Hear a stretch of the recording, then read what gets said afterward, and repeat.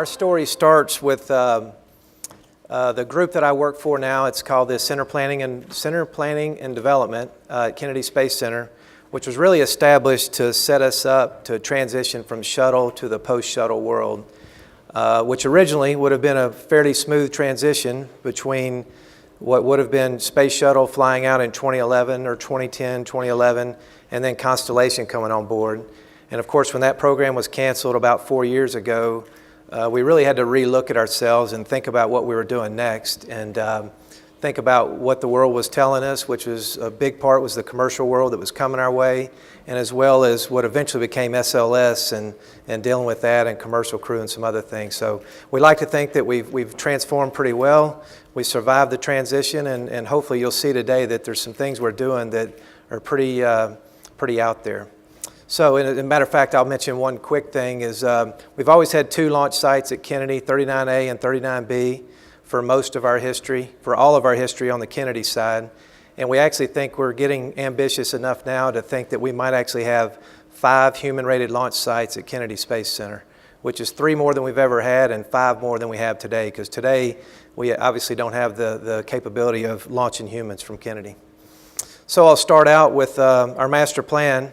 It's kind of not the most exciting chart in the world, but what it does for us is it lays out a foundation to where we've zoned Kennedy Space Center to allow for growth of not only NASA programs, but also commercial programs. So this really sets the stage. There's actually zones in there not only for Pad 39A and 39B, but also as many as 2, more than likely, maybe 3, but probably 1 to 2 new launch sites for a commercial company to come here and come to Kennedy and launch a rocket. So we're open to that, and I'll talk about how we're enabling that. So starting off, this is our primary mission. This is the Space Launch System in Orion. That is the main reason that you would say Kennedy Space Center exists nowadays. But due to the flight rate, there's really no reason to stop there. The flight rate's a lot lower. Shuttle launched about 6 times a year, as a lot of you probably know.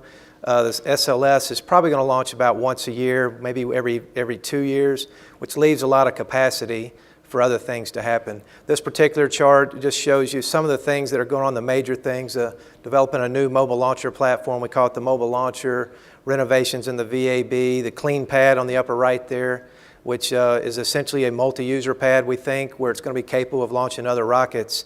Its focus right now is SLS, but this is essentially where the NASA program is focused. But having taken care of that, a big thing we did last summer is we competed and selected SpaceX for Launch Pad 39A, and they're out there now. We signed an agreement with them this past April, and they were under construction a week or 2 later. So they're at a fast pace. This is a rendition. It's kind of an in-house rendition of how we think SpaceX is going to go about it.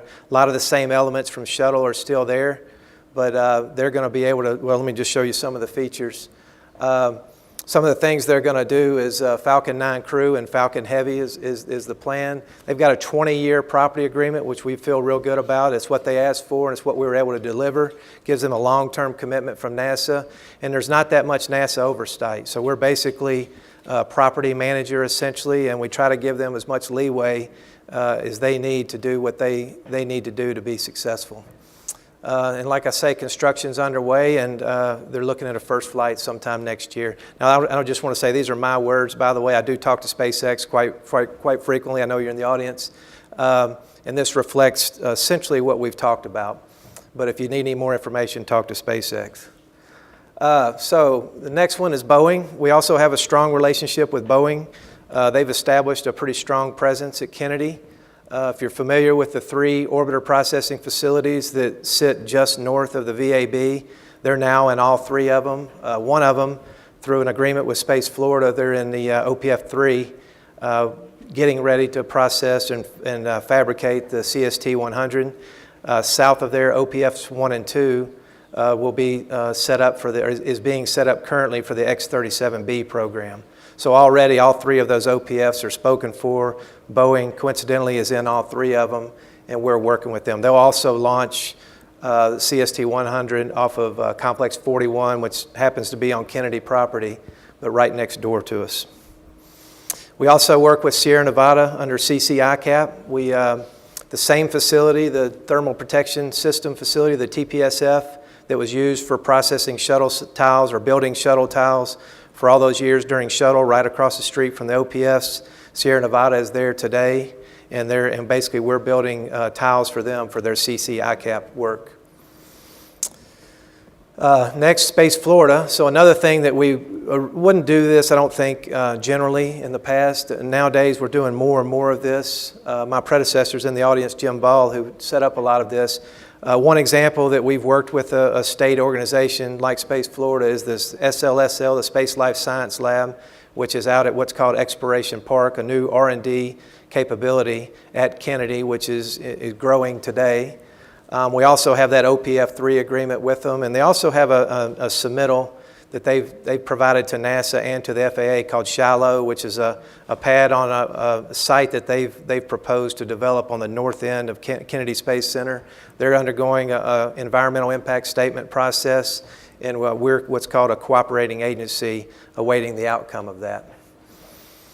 We also have, we're in conversations, this is something I don't think we would have given them the time of day when Shuttle was flying, but nowadays we entertain the idea when there's other organizations that have a use for Kennedy and may not make sense for us. So the Florida Department of Transportation has offered to take over our roads and bridges outside our secure perimeter so they can evacuate during hurricanes. We don't need to be road operators necessarily, so we're actually going pretty far along with them to figure out an agreement where they can do that. On the right-hand side is the rail system that Port Canaveral, if you've been to Cape Canaveral lately, you'll see that they're growing significantly. They're a real economic engine in Brevard County now. One of the things they would like to do is extend the rail that we operate today. Seldomly, they would extend that to the port and generate cargo business. So kind of thing that we're entertaining is a commercial model. Instead of us operating and having a FAR contract to do that for us, the port is looking at taking that over. And then a couple of newer things, the shuttle landing facility. So this is another horizontal launch and landing capability. It's obviously very capable. We've got controlled airspace. We're excited about turning that into a horizontal launch and landing capabilities. We've selected Space Florida to operate that. We're still in negotiations. Those are ongoing now. We do expect those to complete soon, and when that happens, they'll have an agreement to run the facility for us, with us, partnered with us, and then they will be able to work with users like the ones listed, X-Core, X-37, Dream Chaser, and others, so that we can operate that as the capability provides. Obviously, with Shuttle not flying anymore, it's an available capability, and we think it should be used for something.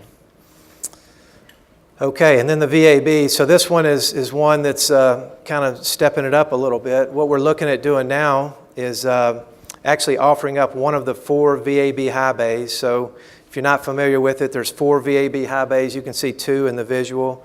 Those are bays 1 and 3 that face to the east, 2 and 4 face to the west. 1 and 3 is where Shuttle was processed and stacked before it rolled out to the pad. Same with the Apollo program prior to that. 2 and 4 are identical on the backside, although they don't have all the access platforms and so forth.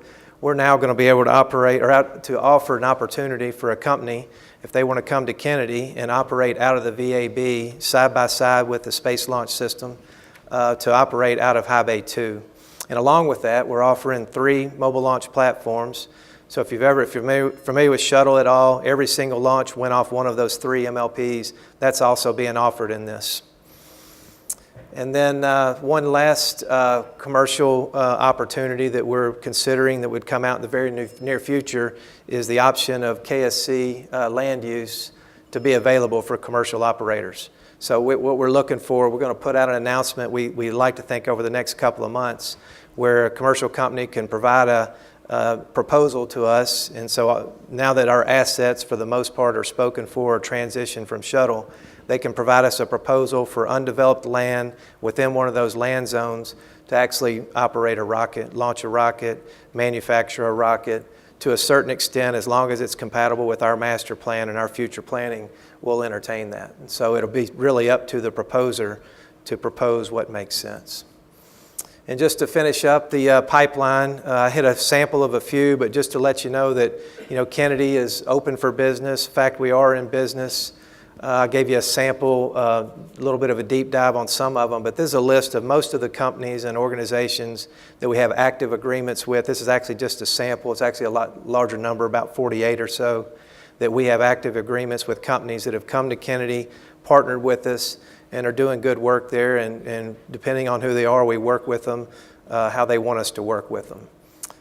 Pending a few of them, there's a few others over there that you probably look familiar to you that we are working with and hope to sign agreements in the near future, and then along with a couple of potentials from 2 state organizations.